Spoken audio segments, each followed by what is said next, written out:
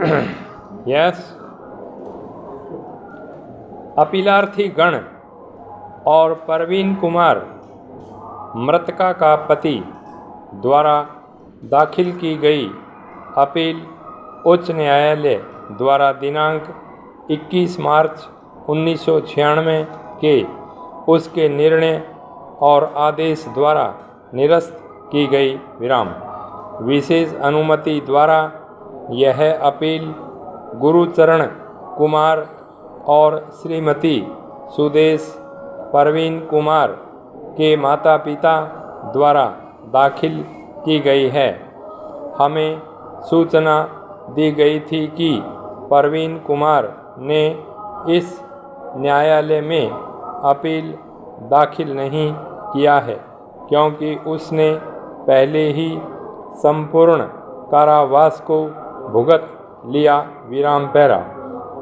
अभियोजन ने अपने मामले को साबित करने के लिए कई साक्ष्यों की परीक्षा की है किंतु पर्याप्त विश्वास वेद प्रकाश अभियोजन साक्षी 1 मृतका के पिता अंजू आहूजा, अभियोजन साक्षी 3 मृतका की बहन और यशोदा, अभियोजन साक्षी 4 मृतका की माता के साक्ष्य पर किया गया है।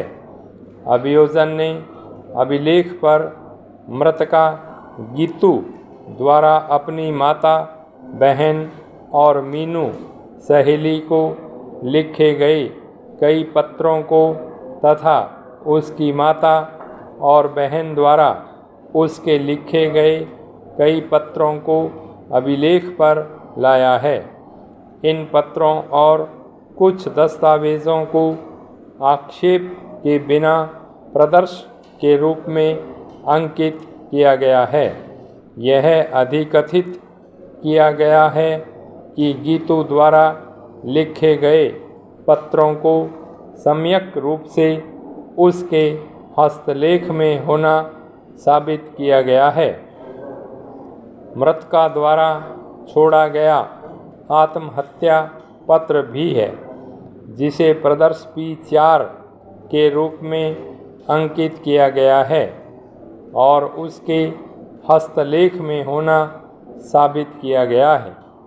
एक दस्तावेज अभियोजन द्वारा पेश किया गया है और प्रतिरक्षा में उसके प्रति आक्षेप नहीं किया है, न ही उसने इन दस्तावेज़ों की असलियत को चुनौती दिया है।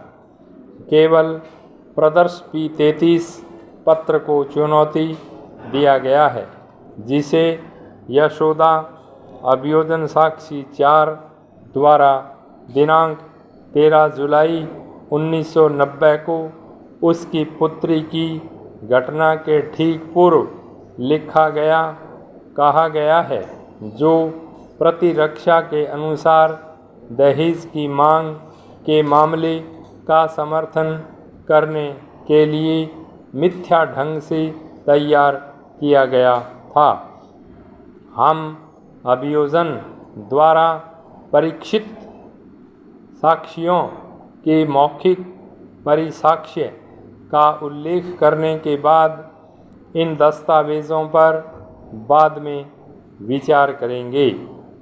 प्रथम सूचना रिपोर्ट जो अभियोजन साक्षी 1 वेद प्रकाश मृतका के पिता द्वारा जो पेशे से अधिवक्ता हैं प्रारूपित ब्यौरेवार रिपोर्ट है। मृतका का शवदाह किए जाने के बाद 24 जुलाई 1990 को 8:30 बजे अपराह्न दाखिल की गई थी। अभियोजन का मामला यह होना प्रतीत होता है कि मृतका गीतू ने दिनांक 13 जुलाई 1990 को लगभग 8 या 8:30 बजे अपराह्न आत्महत्या कारित की थी। आत्महत्या पत्र में विशेष तौर पर दहेज की मांग में मांगे जाने वाला item Hero Honda Splendor plus अंकित था और उसके बाद मारुति अल्टो 800 का भी जिक्र किया था।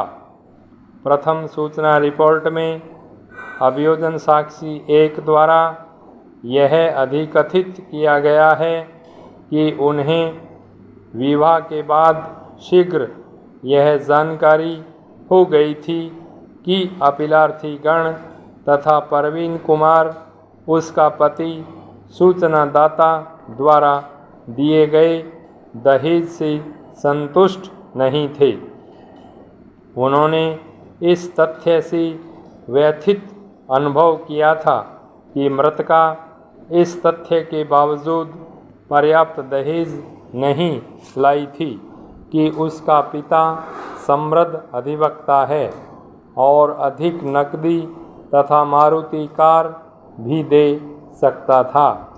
यदि वह ऐसी वांछा करता, वह इन तथ्यों को विवाह के 10-12 दिनों बाद जान गया था, जब गीतू अपने माता पिता के घर आई थी। सूचनादाता के अनुसार प्रवीण कुमार और उसके माता पिता बार बार उसकी पुत्री से अपने पिता से कार प्राप्त करने के लिए कहते थे। जून मास 1990 में गीतू ने अपने पिता को फ़ोन किया था और उससे कार के क्रय के लिए ड्राफ्ट भेजने के लिए अनुरोध किया था, अन्यथा उसे उसके पति और उसके माता पिता द्वारा परेशानी में रखा जाएगा और उत्पीड़ित किया जाएगा तथा उसके जीवन को कठिन बनाया जाएगा। सूचनादाता ने अपनी पुत्री को कार प्राप्त करने के बाद अपनी पत्नी यशोदा अभियोजन साक्षी 4 को दिनांक 27 जून 1990 को श्री गंगानगर गीतू से मिलने के लिए भेजा। वह उस समय उसके साथ रही और दिनांक 4 जुलाई 1990 को यमुनानगर वापस आई। जब वह श्री गंगानगर में थी, तब उसकी पुत्री के पति और उसके माता पिता बार बार मारुति अल्टो कार की मांग करते थे।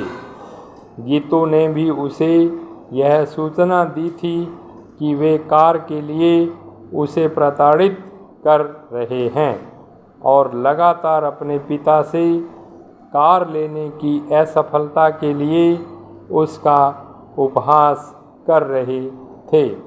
उन्होंने उसके पिता द्वारा दिए गए दहेज के बारे में भी परिवाद किया था।